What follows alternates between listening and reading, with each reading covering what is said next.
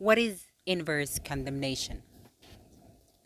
Inverse condemnation refers to the action for recovery of just compensation filed by the property owner in the situation wherein the state, local government unit, or public utility seizes or takes private property for public use without filing beforehand a complaint for expropriation. It is called inverse because it is the property owner, rather than the state, which initiated the proceedings for the payment of just compensation. National Power Corporation versus Kapangit. Q. The National Irrigation Authority took possession of the respondent's land without the benefit of expropriation proceedings. The respondent filed a case for recovery of possession or its value and damages. The trial court rendered judgment awarding just compensation but without the appointment of commissioners. Was it proper for the trial court to do so? The answer is yes. Section 5, Rule 67 on the appointment of commissioners does not apply to inverse condemnation proceedings. Rule 67 presupposes that the plaintiff exercised its right of eminent domain by filing a complaint for expropriation. When a government agency itself violates procedural requirements, it waives the usual procedure found in Rule 67, the same case. And Republic versus Court of Appeals, GR 106807. Nothing, of course, prevents the court from appointing commissioners to determine the just compensation. Rebadula versus Republic. Q. A complaint for recovery of possession with damages or payment of just compensation dated 9 January 2001 was filed by petitioner Felisa Agricultural Corporation against the National Power Corporation before the RTC. Petitioner claimed that in 1997 it discovered that the MPC's transmission towers and transmission lines were located within a 19,635 square meter portion of its lands, situated in Barangay Felisa, Bacolod City. Further verification revealed that the transmission towers were constructed sometime before 1985 by NPC, which entered the subject land without petitioner's knowledge and consent. In the course of the proceedings, the parties agreed to narrow down the issue to the payment of just compensation and agreed to settle the case at the price of 400 pesos per square meter, but the proposed compromise did not push through in view of the failure of the OSG to act on the deed of sale entered into by the parties. Subsequently, petitioner moved that MPC be immediately ordered to pay the amount of 7,845,000, representing the 100,000 zonal or 100% zonal value of the subject land in accordance with RA number 8974. NPC opposed the motion, contending that the said law only applies to expropriation cases initiated by the government to acquire property for any national government infrastructure project. Is the opposition meritorious? The answer is no.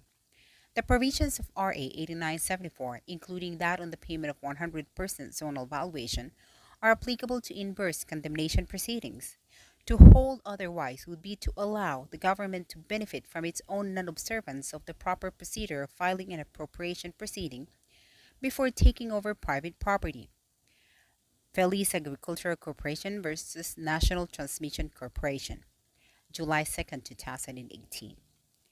Q. In 1940, the DPWH took respondents' subject property without the benefit of expropriation proceedings for the construction of the MacArthur Highway. In a letter dated December 15, 1994, respondents demanded the payment of the fair market value of the subject parcel of land.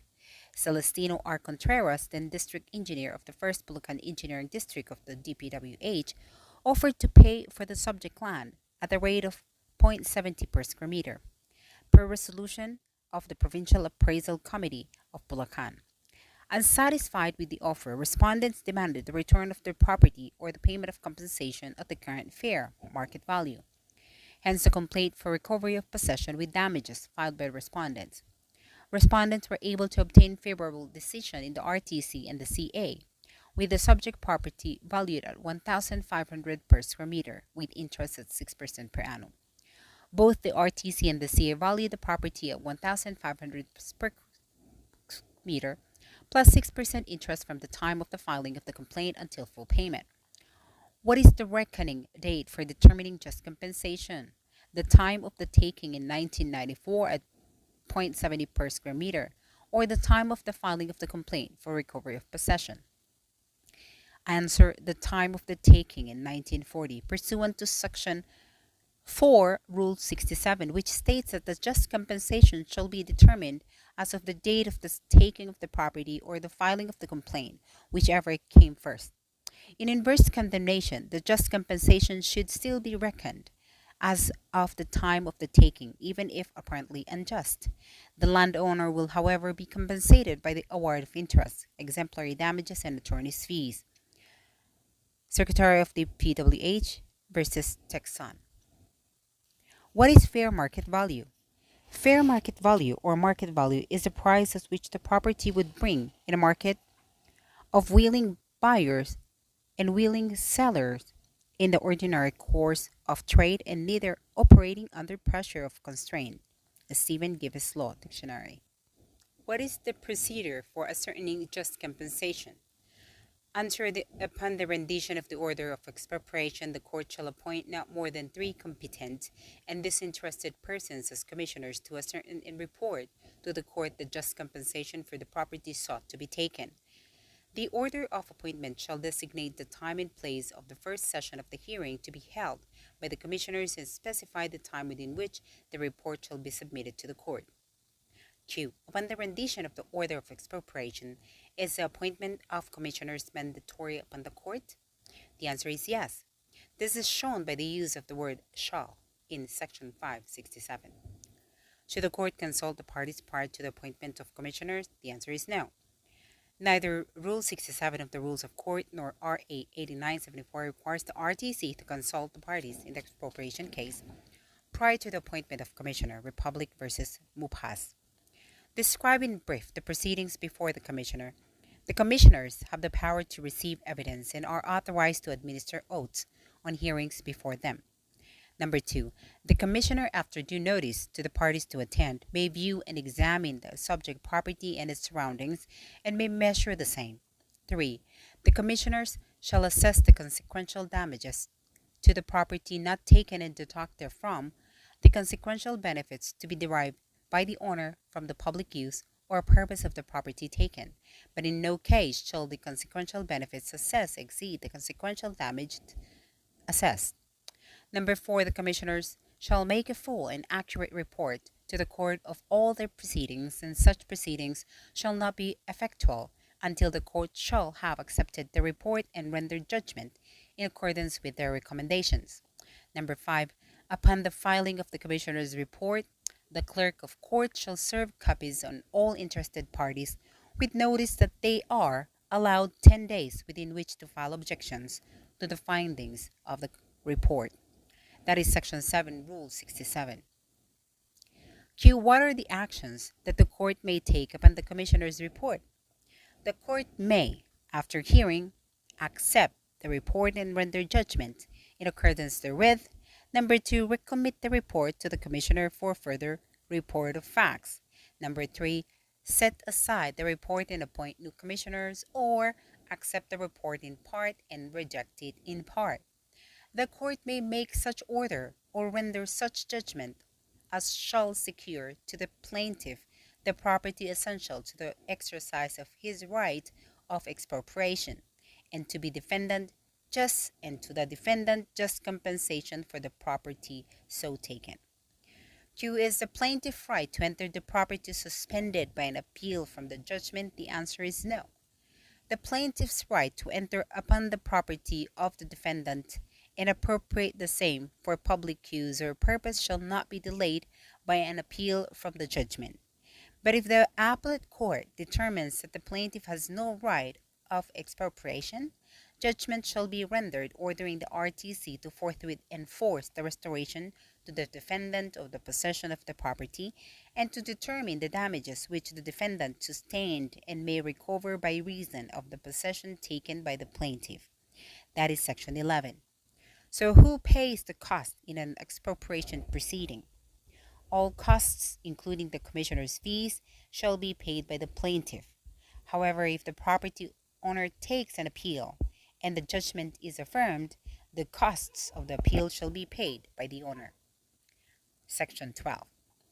Q. The National Power Corporation (NPC) filed a complaint for expropriation against a Petrona del Lao and her co-owners over 7,281 square meters of land, and B. Estefania Enriquez over 7,872 square meters of land.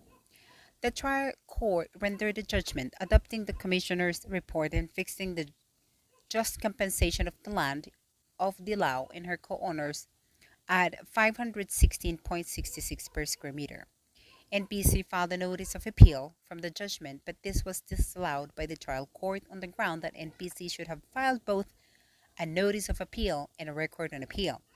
Was the disallowance of NPC's appeal proper? The answer is yes. A record on appeal is required in cases of multiple or separate appeals. Section 2, letter A, Rule 41. Here, the judgment of just compensation still left something to be done by the trial court since it will or it still has to determine the just compensation with respect to Enriquez. Hence, this was a case involving a separate appeal. A record on appeal is required since the trial court still had to hold on to the records of the case. National Power Corporation versus Paderenga.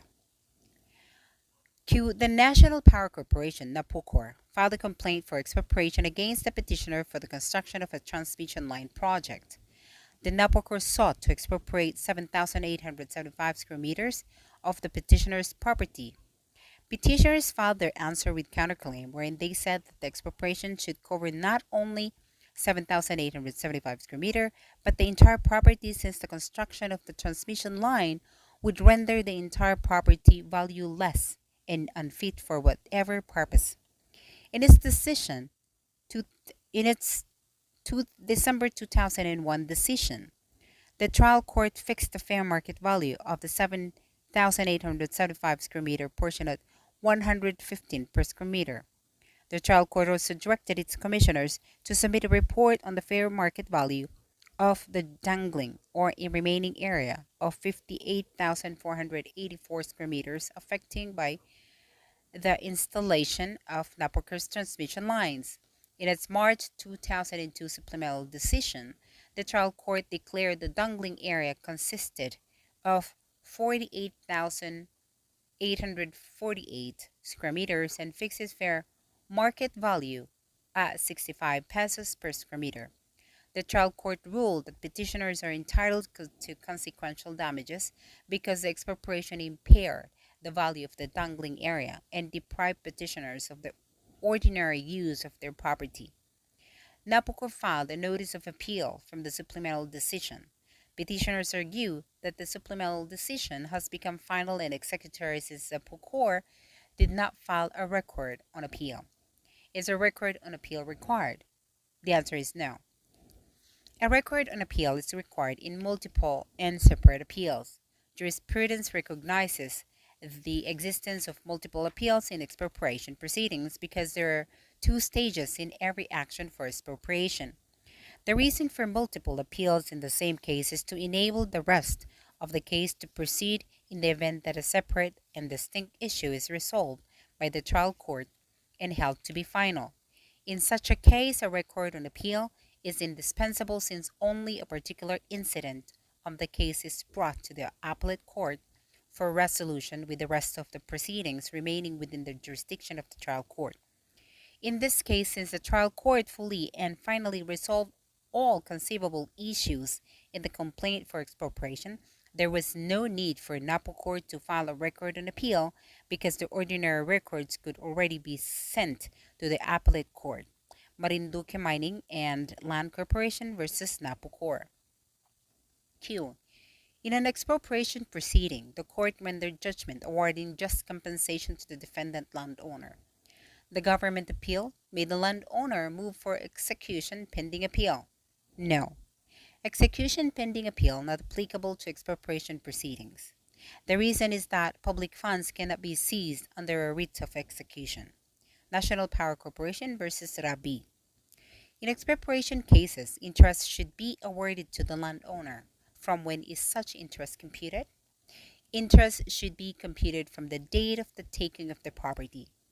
Here, legal interest shall run not from the date of the filing of the complaint, but from the date of the issuance of the writ of possession on May 5, 2008, since it is from this date that the fact of the deprivation of property can be established. As such, it is only proper that accrual of legal interest should begin from this date.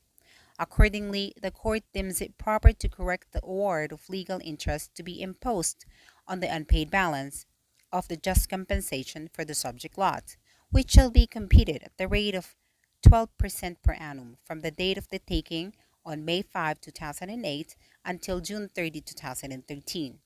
Thereafter, or beginning July 1, 2013, until fully paid. The just compensation due respondent shall earn legal interest at the rate of 6% per annum pursuant to BSP Circular Number 799, Series of 2013. Republic versus Macabagdal. Hey, it's just 6 months before the 2023 bar. Do send me tips on what you want me to read, and I'll do my best. I'm all supportive for all your success. Anyways, thanks for your support. If you haven't subscribed yet, go ahead and hit that subscribe button and let's study together. Thanks.